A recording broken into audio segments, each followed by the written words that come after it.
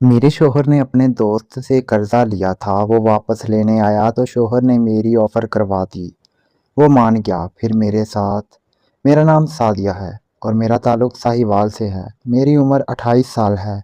मेरी शादी को 3 साल हो चुके हैं और मेरे शौहर का नाम तारक है। तारक कतर के शहर दोहा में एक प्राइवेट कंपनी में अच्छे ओहदे पर फाइज हैं। इसीलिए मैं भी इनके साथ जहां दोहा में मुकीम हूँ। हमारी शादी बिल्कुल रवायती अंदाज में घर वालों की पसंद से हुई थी। शादी से पहले मैंने तारक को कभी देखा था ना इनसे मिली थी। शादी के वक्त मैं काफ़ी दुबली पतली थी, लेकिन वक्त के साथ साथ मुझ में मज़ीद निखार आता गया।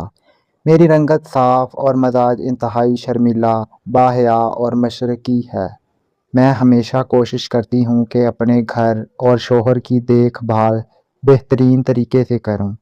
तारक के दोस्त भी अक्सर उन्हें कहते थे कि उन्हें एक सलीकामंद और समझदार शरीके हयात मिली है, जिस पर तारक को हमेशा फ़ख्र महसूस होता था और हमारी ज़िंदगी बहुत सुकून से गुजर रही थी।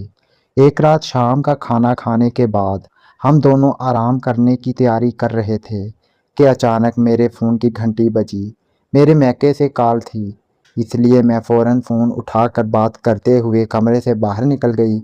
अपने घर वालों से बात करना मेरा रोज़ाना का मामूल था और मैं अक्सर इनसे काफ़ी देर तक बातें करती थी।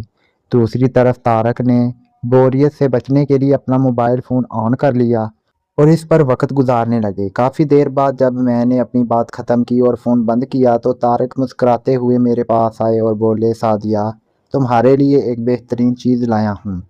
मैंने हैरत और दिलचस्प से पूछा, क्या चीज़ है? उन्होंने अपना मोबाइल फ़ोन मेरे सामने रखा और स्क्रीन पर एक प्यार भरी वीडियो चलाते हुए कहा, मैं ज़रा थोड़ी देर के लिए बाहर जा रहा हूँ, तब तक तुम ये वीडियो देखो। मैंने मुस्कुराकर कहा, ठीक है, मैं देखती हूँ। जब मैंने वो प्यार भरी वीडियो देखनी शुरू की तो वो मुझे इतनी खूबसूरत और असर अंगेज लगी कि मैं इसमें पूरी तरह खो गई। तकरीबन 1 घंटे बाद जब तारक वापस कमरे में आए तो मैं अब भी मोबाइल की स्क्रीन पर नज़रें जमाए बैठी थी। उन्होंने हल्के फुल्के अंदाज में पूछा, सादिया, कैसी लगी वीडियो? पसंद आई? लेकिन मैं वीडियो की दुनिया में इस कदर मगन थी कि मुझे इनके कमरे में आने का एहसास ही ना हुआ और मैं खामोशी से देखती रही। तारक मेरे पास आकर बैठ गए। जब मैंने इनकी तरफ देखा तो उन्होंने पूछा, काफ़ी मगन हो? मैंने नज़रें हटाकर कहा, वीडियो है ही इतनी ज़बरदस्त, मुझे बहुत पसंद आई। उन्होंने मुस्कुराकर मुझे अपने करीब करना चाहा तो मैंने मुस्कुराते हुए कहा, पहले मुझे ये मुकम्मल तो देखने दो। इस दिन के बाद हम अक्सर मिलकर ऐसी प्यार भरी वीडियोस देखने लगे और इनका असर मेरे दिलो दिमाग पर होने लगा। फिर एक दिन वीडियो देखते हुए तारक ने अचानक मुझसे पूछा, क्या इन वीडियोस की तरह तुम भी किसी और से मोहब्बत का सोच सकती हो? इनकी ज़बान से ये बात सुनते ही मैं गुस्से से भड़क उठी और बोली, बकवास बंद करो। मैं सिर्फ वीडियो देखती हूँ, किसी गैर मर्द के बारे में सोच भी नहीं सकती। आइंदा ऐसी बात मत करना। मेरा ये सख्त रवैया देखकर तारक डर गए और मादरत करके बात टाल दी। मैं तो सो गई, लेकिन शायद इनके जहन में ये अजीब सोच पक्की हो चुकी थी। वो रोज़ रात को किसी न किसी बहाने यह मौजू छेड़ते, मगर मैं हर बार साफ इनकार कर देती। आखिर एक दिन तंग आकर मैंने इनसे पूछा, तारक, तुम आखिर क्यों चाहते हो कि मैं किसी और की तरफ देखूं? मैं तुमसे पूरी तरह मुतमिन हूँ। तारक ने सफाई देते हुए मुझे समझाया, सादिया, मुझे पता है तुम मुझसे प्यार करती हो, लेकिन आजकल के दौर में लोग ऐसी चीज़ों को अलग नज़र से देखते हैं। अगर तुम किसी और से भी ताल्लुक़ रखोगी तो इससे हमारे रिश्ते और मोहब्बत पर कोई फ़र्क नहीं पड़ेगा। इनके ये दलाइल सुनकर मैं पहली बार गहरी सोच में पड़ गई और बोली, अच्छा, तो ये बात थी जिसकी वजह से तुम रोज़ मुझे इस मौजू पर उकसाते रहते थे। फिर मैंने मुस्कुरा कर कहा, ठीक है तारक, मैं इस बारे में सोचूंगी।